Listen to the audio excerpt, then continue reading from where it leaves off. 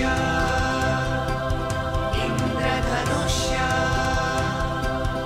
इंद्रधनुष्य इंद्रधनुष्य.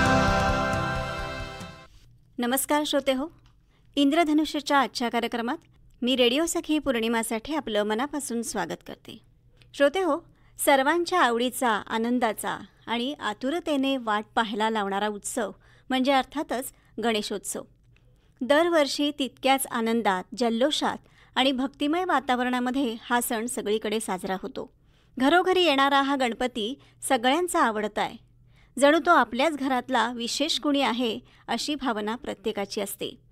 गणपतीचं विलोभनीय रूप पाहिलं तरी मन प्रसन्न होतं. लहानांनासुद्धा तो आपला वाटतो आणि मोठ्यांनाही तो आपला वाटतो.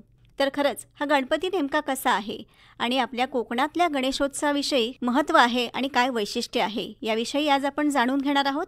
आणि ही माहिती देण्यासाठी आज आपल्या स्टुडिओमध्ये विशाखा भिडे इथे आलेल्या आहेत. नमस्कार. नमस्कार. मी आत्ताच म्हटलं की सगळ्यांचा आवडता गणपती आणि त्याचा गणेशोत्सव आता आहे. तर मला सुरुवातीला असं सांगा की हा जो आवडता गणपती आहे, सगळ्यांना भावणारा आहे, हा गणपती नेमका कसा आहे? या प्रश्नाचं उत्तर मी आपल्याला एका स्तोत्राच्या 2-4 ओळींमधनं आधी देते. मुदाकरात मोदकम सदा विमुक्ती साधकम कलाधरावतंसकं विलासी लोकरक्षकं अनायकैकनायकं विनाशिते भदैत्यकं नताशुभाशुनाशकं नमामि तं विनायकं. ह्या स्तोत्रातच ह्या मंगलमूर्तीचं वर्णन केलेलं आहे. मुदाकरात मोदकम. तो गणपती कसा आहे माहिती आहे? अहो, त्याच्या हातामध्येच मोदक आहे. आणि मोद या शब्दाचा अर्थच असा आहे की आनंद.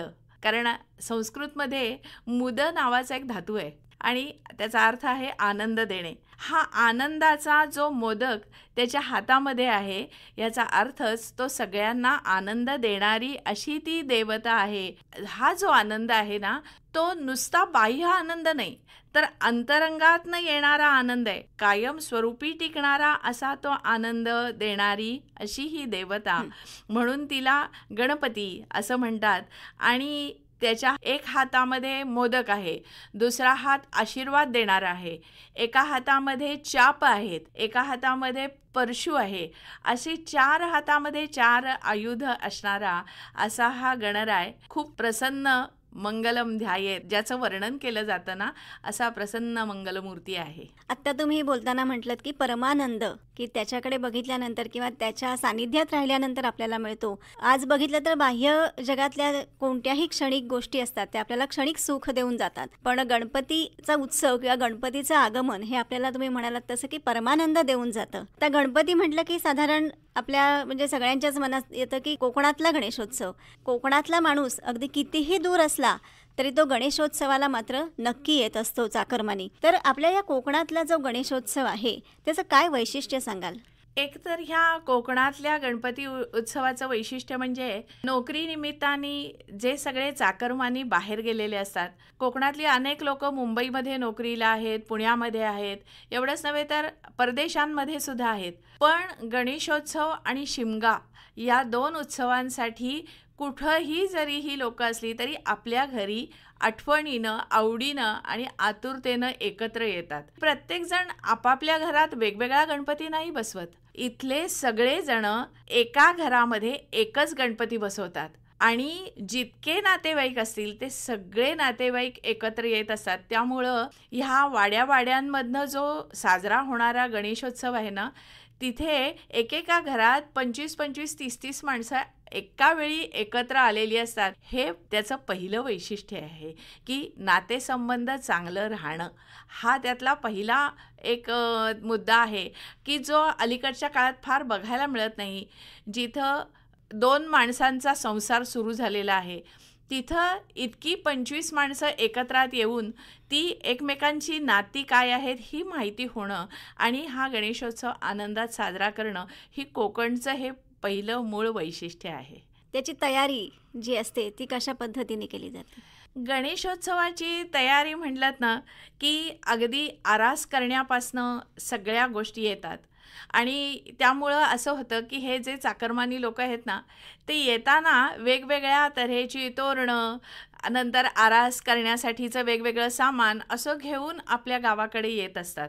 आणि जोडीला असं होतं की गावातली लोकं ही निसर्गप्रिय असल्यामुळं अनेक निसर्गातल्या गोष्टी गणपतीच्या आजूबाजूला लावून वेगवेगळ्या तऱ्हेनं आकर्षक अशी रोषणाई करणं किंवा सजवणं हे गावातली लोकं पण करत असतात. आणि त्यामुळं प्रत्येक निसर्गातल्या गोष्टीला खूप इथं महत्त्व आहे. कारण तयारी म्हणाल तर अगदी गणपती ज्या आसनावर ठेवायचा किंवा ज्या आपण एखादं टेबल किंवा मंच म्हणू त्याच्यावर ठेवायचा असेल तर तो तयार करण्यापासून सगळ्या गोष्टी कोकणामध्ये तयार केल्या जातात. आणि ती जागा रंगवणं, त्याच्या आजूबाजूला मणपीसारखं तयार करणं, वरती छत लावणं, त्याला झालरी लावणं, त्याच्या आजूबाजूला फुलांच्या माळा सोडणं, ह्या सगळ्याची तयारी करण्यासाठी ते कापड चोपड आणणं, त्याचं शिवणं, या सगळ्याची खूप गडबड जवळजवळ उत्सवाच्या आधी महिनाभरपासून तयारीला सुरुवात होते. बरोबर आहे.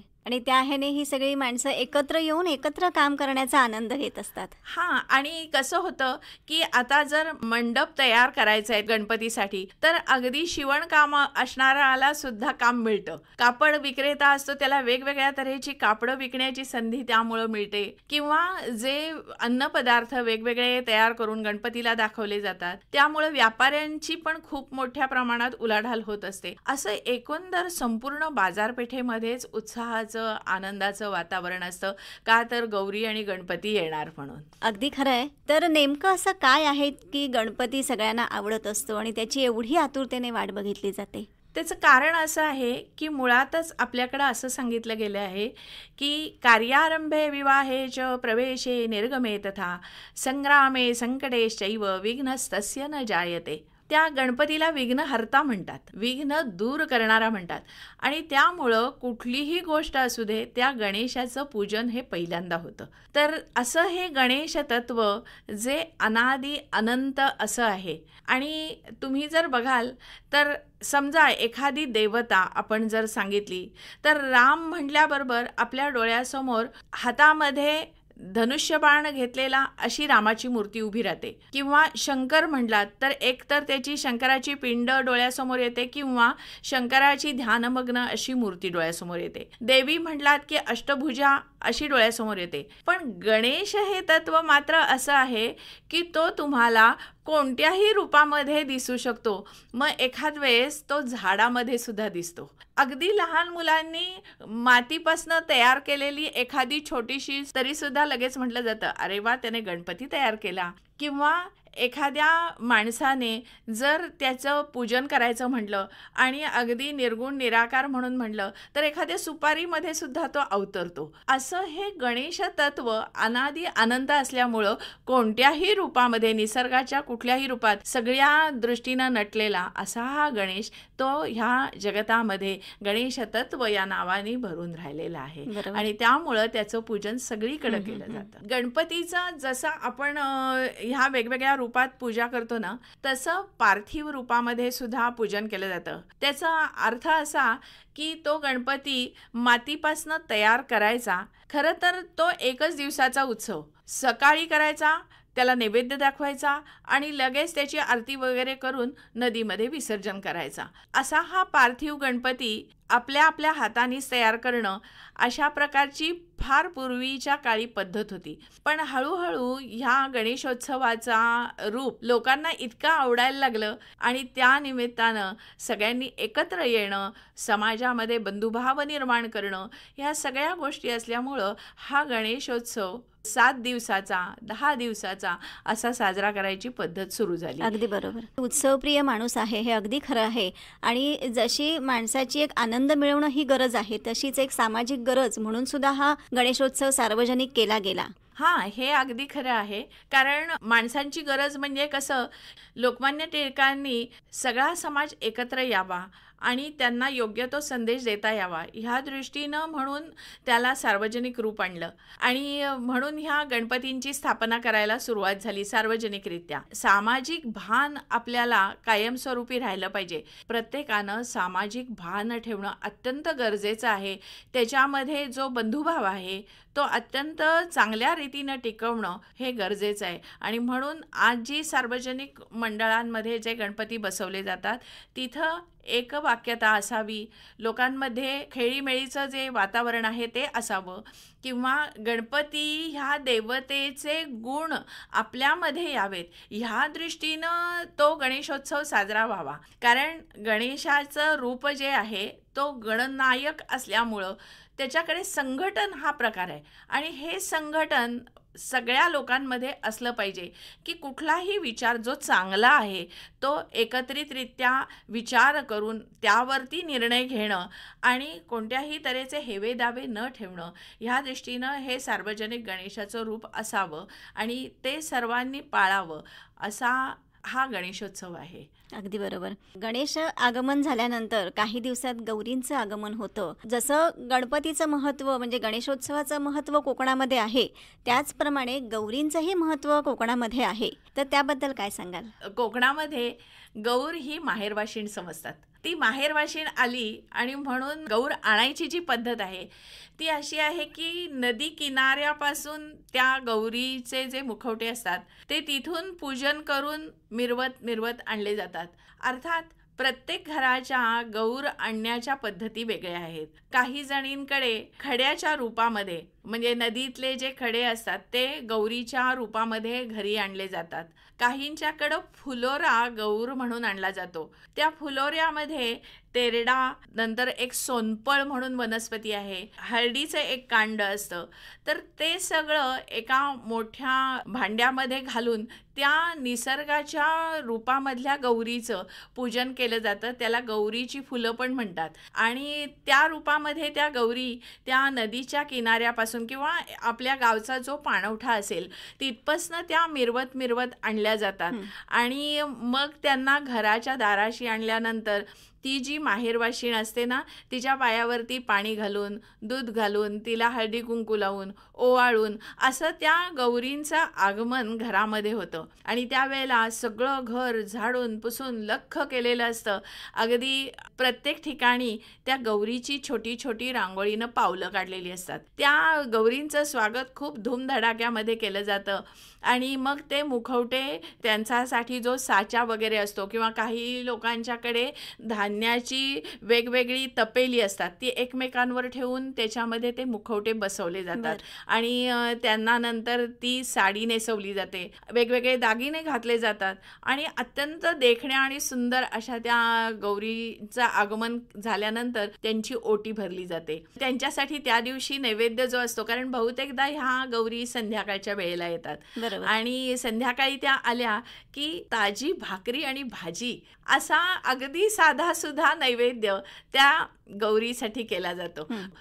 ती जी गौर आहे ना ती माता स्वरूप पण आहे. त्यामुळं ती आपल्या त्या लेकरांकडे प्रेमाने आर्द्रा दृष्टीने अशी ती बघत असल्यामुळं त्या गौरींचं येणं हे खूप आनंदामध्ये साजरं केलं जातं. अगदी खरं आहे. आणि अशी ती सजवलेली गौर पाहणं, मगाशी जे सुरुवातीला तुम्ही म्हणालात की परमानंद, म्हणजे दुसरा शब्दच नाही आहे त्याच्यासाठी की अतिशय सुख मिळतं ते पाहिल्यामुळे आणि मन प्रसन्न होतं. अगदी खरं आहे. आणि हा गौरींना आणणं आणि त्यांच्यासाठी वेगवेगळे पदार्थ बनवणं हा एक कोकणामध्ये खूप मोठा कार्यक्रम असतो. बरोबर. जसं मी आधी सांगितलं की गौर आणल्याबरोबर तिला साधा भाकरी भाजीचा नैवेद्य दाखवला जातो, तसं दुसऱ्या दिवस जो येतो तो गौर जेवायचा दिवस असतो. आणि त्या दिवशी बऱ्याच लोकांकडे पुरणपोळीचंही जेवण असतं आणि माहेरवाशिणीला त्या दिवशी जेवायला बोलवलेलं असतं. तो सण साजरा केला जातो.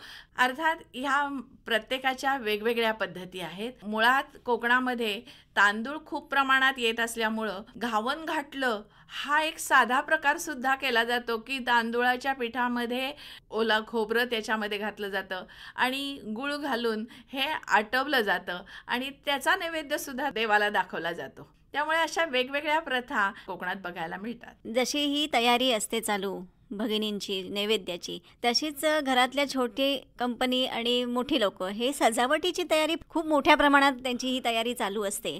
तर अनेक देखावे कोकणामध्ये आपण बघतो, त्याबद्दल काय सांगाल? कोकणामध्ये सार्वजनिक गणपती फार कमी बसवले जातात, पण घरामध्येच एवढे मोठे गणपती बसवतात की असं वाटावं की घरात मंडळाचाच गणपती बसवलाय. आणि त्या मोठ्या गणपतीच्या समोर वेगवेगळ्या तऱ्हेची आरास केली जाते. म्हणजे काही वेळा पौराणिक कथा ज्या असतात त्याचं एखादं दृश्य त्या गणपतीसमोर केलेलं असतं, किंवा काही वेळेला जे समाजामध्ये चालू प्रश्न असतात त्यातले सुद्धा काही गोष्टी तिथं समोर सादर केल्या जातात. एखाद वेळेस अचानक हिमालयासारखा एखादा डोंगर असतो आणि तिथे आजूबाजूला वेगवेगळे सैनिक उभे केलेले असतात. अशा तऱ्हेचा पण सीन असतो. तर कधी कधी अगदी पूर्वींच्या ज्या काही पौराणिक कथा आहेत, गणेशाची, शंकराची, पार्वतीची, ते पण समोर उभे केले जातात. किंवा काही वेळेला चलत चित्र पण तिथं असतात. चलचित्र म्हणजे त्यांना आता आपल्याकडे मोटरवरती यांत्रिक पद्धतीनं ती व्यक्ती त्या हलवल्या जातात, जे पुतळे असतात ते हलवले जातात. तशा तऱ्हेचं मग त्यातल्या ज्या वेगवेगळ्या कला आहेत की एखादा मृदुंग वाजवतोय, एखादा झांज वाजवतोय, एखादा पेटी वाजवतोय, तर तसे वेगवेगळे ते असे करून त्यांच्यामध्ये ते वेगवेगळी वाद्य वगैरे वाजवत असताना तशा तऱ्हेची आरती वगैरे करत आहेत. अशा तऱ्हेचा सुद्धा तिथे सीन त्या गणपतीच्या समोर केलेला असतो. कोकणामध्ये भजन किंवा आरत्या ह्यासुद्धा एक पारंपरिक पद्धतीने केल्या जातात आणि त्यांचं सुद्धा एक वैशिष्ट्य आहे, काय सांगाल? हो, कारण कोकणात इतक्या तऱ्हेच्या आरत्या म्हटल्या जातात. फक्त गणपतीच्या म्हटल्या जातात असंही नाही, वेगवेगळ्या संतांच्या, ज्यांच्यावर आपली श्रद्धा आहे, मग ते तुकोबाराय असतील, ज्ञानोबा माऊली असतील, कुठल्याही संतांच्या सुद्धा आरत्या त्या गणपतीसमोर म्हटल्या जातात. नंतर वेगवेगळ्या देवतांच्या आरत्या म्हटल्या जातात.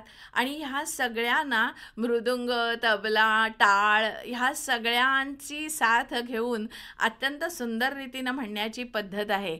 म्हणजे एक तुम्हाला झलक जर सांगायची झाली तर एरवी आपल्याकडे येई हो विठ्ठले माझे माऊलिये ही साधेपणाने म्हटली जाणारी आरती जी आहे ती मात्र आमच्या कोकणात म्हटली जाताना मात्र अशी म्हटली जाते, येई हो विठ्ठले माझे माऊलिये निढळावरी कर, निढळावरी कर ठेवूनी वाट मी पाहे, हरीची वाट मी पाहे, येई हो विठ्ठले माझे माऊलिये. अशी अत्यंत ठेक्यामध्ये अगदी खरं ती आहे आरती की म्हटली तुम्ही जाते. म्हणताना मला वाटतं माझ्याही नकळतपणे मी तो ठेका धरला होता आणि मला वाटतं श्रोत्यांनी सुद्धा तो धरला असेल. हा. त्यामुळं इतक्या तऱ्हेच्या आरत्या म्हटल्या जातात आणि कधीही लोकांनी फारशा न ऐकलेल्या आरत्या, पारंपरिक आरत्या हे सगळे प्रकार इथं बघायला मिळतील कोकणामधल्या आरत्यांमध्ये. मुळातच इथल्या लोकांना भजन कीर्तनाची खूप आवड असल्यामुळं ह्या गणेशोत्सवामध्ये अगदी घरगुती गणेशोत्सव असला तरी सुद्धा एक दिवस भजनाचा कार्यक्रम ठेवला जातो, कधीतरी कीर्तनाचा कार्यक्रम ठेवला जातो, कधी एखाद्या गायकाला बोलवून त्याचा कार्यक्रम असतो. अशा वेगवेगळ्या कला गणपतीसमोर सादर केल्या जातात.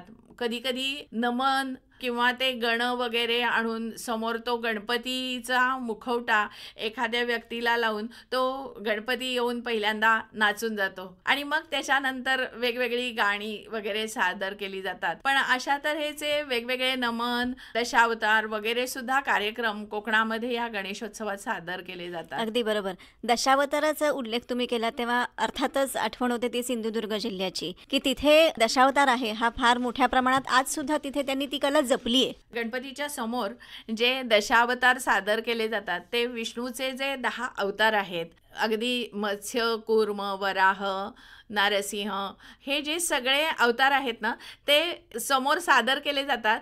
आणि तो नरसिंह अवतार त्यातला सगळ्यात खूप सुंदर रीतीनं सादर केला जातो. कारण त्यामध्ये हातामध्ये ढाली तलवारी घेऊन वगैरे एकमेकांच्या समोर येऊन ते छोटंसं युद्ध वगैरे करून सगळा कथाभाग त्याच्यामध्ये दाखवला जातो. काही चित्रकथी असाही प्रकार असतो की वेगवेगळ्या तऱ्हेचे चित्र काढली जातात आणि ती एकापाठोपाठ एक दाखवत त्यातून ती कथा संपूर्ण सादर केली जाते. खेळे असतात, वेगवेगळी रूपं घेऊन ते लोक समोर येऊन नाचतात. असे वेगवेगळे खेळ पण सादर केले जातात. सिंधुदुर्ग जिल्ह्यामध्ये हे खूप मोठ्या प्रमाणात सादर केलं जातं गणेशोत्सवामध्ये. आता काहींच्याकडे गणेश स्थापना करतात तिथं वरती एक चौकोनी मणपी लावलेली असते आणि त्या मणपीला वेगवेगळी फळं किंवा फुलं अशी लावलेली असतात. कांचन आणि कौंडर वगैरेची जी छोटी छोटी फळं असतात ती फळं त्यावरती चौकटीला बांधली जातात आणि मग ते तोरणं वरनं खाली अशी लोंबत असलेली, असं तो एकंदर निसर्गाच्या कडून जे काय आपल्याला मिळतं त्यातून ती थोडीशी सजावट पण त्या चौकटीला लावलेली असते आणि ते दिसायला पण खूप छान दिसतं. कारण निसर्गात येणारी ती फुलांचे तुरे आणि वेगवेगळ्या कलरफुल असणारी ती कांचनची फुलं किंवा तेरड्याची फुलं किंवा अशी जी असतात ती खूप सुंदर दिसतात. तर त्याला मणपी असं म्हटलं जातं. अगदी बरोबर आहे. जशी फुलांची आरास केली जाते तसंच परसबागेमध्ये जी फळं येतात किंवा फळभाज्या येतात त्यांची सुद्धा आरास गणपतीच्या समोर केली जाते आणि विसर्जनाच्या दिवशी ते सगळं घेऊन गेलं जातं जिथे विसर्जन असेल तिथे आणि त्या सगळ्याचा प्रसाद केला जातो. हो, ती प्रथा पण खूप छान आहे. कारण मुळात इथे घराच्या परसबागेमध्ये वेगवेगळ्या तऱ्हेच्या भाज्या पिकवण्याचं पण आपल्या आपल्या घरापुरत्या भाज्या पिकवणारे पण सगळी कुटुंब बरीच आहेत की त्याच्यामध्ये काकड्या असतात किंवा चिबूड असतात, वेगवेगळ्या तऱ्हेच्या पालेभाज्या असतात. ह्या सगळ्या भाज्यांचा वगैरे सुद्धा ना ह्या देवाला नैवेद्य ऋषी पंचमी दिवशी दाखवला जातो की स्वतः मेहनत करा आणि स्वतः उगवलेलं, माणसांनी मेहनत करून उगवलेलं जे काही असेल ते तुम्ही त्या दिवशी खायचं. आणि म्हणून मग स्वतःच्या जर परसामध्ये जर छोट्या छोट्या भाज्या बिज्या लावणं असेल तर तुम्ही स्वतः कुदळीनं ती जमीन सारखी करता, मग त्याच्यामध्ये ते धान्य पेरता. मग ते जे वरी असतील किंवा पालक असेल किंवा आंबाडी असेल, अळू असेल, ह्या अगदी गावठी भाज्या ज्या आहेत त्या सगळ्या भाज्यांना त्या ऋषीपंचमी दिवशी खूप महत्त्व असतं. दुसरी गोष्ट अशी की जी नवीन पिढी आहेत, लहान मुलं आहेत, त्यांना ह्या निसर्गाची ओळख होते आणि गणपतीच्या पहिल्या दिवशी सगळीकडेच उकडीच्या मोदकाचा नैवेद्य असतो. आता एकतर कोकणामध्ये मुळातच नारळ खूप मोठ्या प्रमाणात येतात, त्यामुळं असं होतं की नारळाचं सारण बनवणं आणि तांदूळ हा इथंच पिकत असल्यामुळं त्या मोदकाचं जी पारी आहे, बाहेरचं आवरण आहे, ते ह्या तांदूळाच्या पिठापासनं केलं जातं. तर त्यामुळं ही जी तयारी आहे ना, मगाशी जसं आपण म्हटलात की गणपतीची तयारी काय करायची, त्याच्यामध्ये सुद्धा हे जे पदार्थ बनवण्याची जी तयारी आहे की ते गणपतीसाठी तांदूळ धुवून वाळवणं, सावलीमध्ये वाळवणं, त्याची पिठी करणं आणि मग त्याचे मोदक करणं, अर्थात त्याच्यासाठीची जी मेहनत आहे त्याचा गोडवा त्या मोदकामध्ये उतरल्यामुळं तो गणरायालाही आवडतो आणि मग समोरच्या आलेल्या पाहुण्यांना किंवा घरातल्या सगळ्या लोकांना पण तो खूप आवडतो. असा जो साधारण 10 दिवसांचा उत्सव हा जो चालू असतो, जेव्हा विसर्जनाची वेळ येते तेव्हा एक भावनिक आपण म्हणतो की एक नातं निर्माण झालेलं असतं आपलं आणि गणपतीचं विसर्जन करायचं ही एक भावना कुठेतरी प्रत्येकाला मनातनं वाईट वाटायला लागत असतं. पण विसर्जन हे सुद्धा एक कोकणामधलं एक पारंपरिक असतं किंवा त्याचंही काही वैशिष्ट्य आहे, त्याबद्दल काय सांगाल? कोकणातलं जे गणेशोत्सवाचं सांगता आहे किंवा गणपती विसर्जन करणं आहे, मुळातच रत्नागिरी काय, सिंधुदुर्ग काय, इथे ह्या गणेश मूर्ती ज्या बनवल्या जातात ना त्या शाडूच्या, मातीच्या असतात आणि त्यामुळं त्या दरवर्षी विसर्जन करणं आणि पुढच्या वर्षी परत नवीन निर्माण करणं, याच्यासाठी इकडच्या कोकणामध्ये अनेक चित्रशाळा पण आहेत. ते लोक कायमस्वरूपी त्या गणेशाच्या मूर्ती बनवणारे आहेत पारंपरिकरित्या. तुम्हाला एखादं समजा कॅलेंडर आवडलं आणि त्याच्यावरती असणारा जर गणेशाची मूर्ती तुम्हाला खूप आवडली आणि तुम्ही जर त्या चित्रकाराकडं जर नेऊन दिली तर तो तशीच्या तशी मूर्ती तुम्हाला बनवून देतो. हे मात्र कोकणचं पहिलं वैशिष्ट्य आहे. आणि तो गणपती तुमच्याकडे आला की ह्या वर्षी त्याचं विसर्जन झाल्यावर पुढल्या वर्षी परत नवीन कल्पनांनी नवीन गणेशाचं आगमन होत असतं. गणपतीचं विसर्जन करण्यासाठी कोकणात जलसाठे पण चांगले आहेत. दुसरं म्हणजे प्रदूषण खूप कमी आहे, कारण त्याला वापरण्यात येणाऱ्या ज्या फुलं, पानं, दुर्वा वगैरे जे आहेत ते घरातल्या झाडांच्या मुळाशी ठेवलं जातं आणि गणेश मूर्तींचं फक्त विसर्जन त्या पाण्यामध्ये केलं जातं. त्यामुळं कोणत्याही तऱ्हेचं फारसं प्रदूषण मोठ्या प्रमाणात इथे होत नाही. हा बाप्पा जेव्हा परत जातो त्यावेळेला साश्रू नयनांनीच म्हणानं सगळेजण निरोप देतात आणि म्हणताना पण सांगतात, गणपती बाप्पा मोरया, पुढल्या वर्षी लवकर या. अगदी खरं. म्हणजे तो परत येणार आहे ह्याची आस पण मनामध्ये असते. अगदी आस असते आणि खात्री असते. खात्री पण असते. हा संपूर्णच उत्सव हा कोकणला एकंदर प्रेरणादायी आणि आनंददायी असणारा आहे. कोकणांचं वातावरण ह्या वेळेला खूप चांगलं असतं. धनधान्यांनी, पाण्यानी असं हे कोकण परिपूर्ण असतं.